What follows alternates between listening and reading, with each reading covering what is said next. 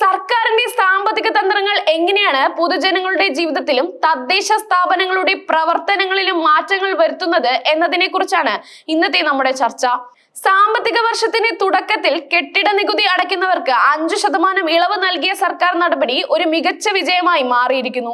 ഈ ചെറിയ മാറ്റം പൊതുജനങ്ങൾക്ക് കോടികളുടെ ഇളവ് നൽകിയപ്പോൾ തദ്ദേശ സ്ഥാപനങ്ങളുടെ സാമ്പത്തിക പ്രതിസന്ധിക്ക് വലിയൊരളവിൽ പരിഹാരമായി. സാധാരണയായി കെട്ടിട നികുതി 2 അർദ്ധവർഷങ്ങളായാണ് അടയ്ക്കാറ്. എന്നാൽ സാമ്പത്തിക വർഷത്തിന്റെ ആദ്യ മാസം തന്നെ, അതായത് ഏപ്രിൽ 30-നകം മുഴുവൻ നികുതിയും ഒറ്റത്തവണയായി അടയ്ക്കുന്നവർക്ക് 5% ഇളവ് നൽകാനുള്ള സർക്കാർ തീരുമാനം എടുത്തു. ഈ നീക്കം ജനങ്ങൾ ഇരു കൈയും നീട്ടി സ്വീകരിച്ചു.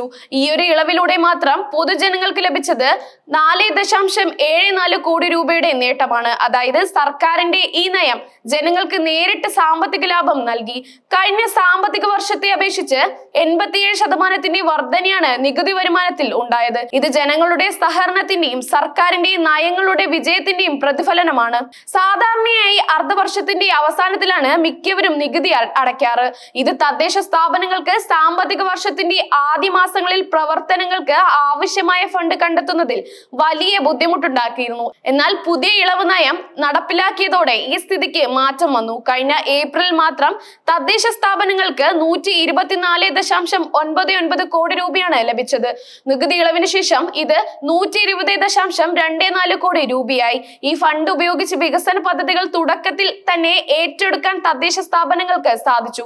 സാമ്പത്തിക വർഷത്തിന്റെ തുടക്കത്തിൽ തന്നെ ലഭിക്കുന്ന ഈ തനത് ഫണ്ട് തദ്ദേശ സ്ഥാപനങ്ങളുടെ കാര്യക്ഷമമായ പ്രവർത്തനങ്ങൾക്ക് വലിയൊരു മുതൽക്കൂട്ടായി മാറിയിരുന്നു.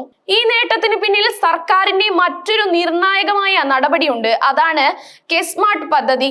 ഈ പദ്ധതി എല്ലാ തദ്ദേശ സ്ഥാപനങ്ങളിലേക്കും വ്യാപിപ്പിച്ചതോടെ സേവനങ്ങളെല്ലാം ഓൺലൈനായി.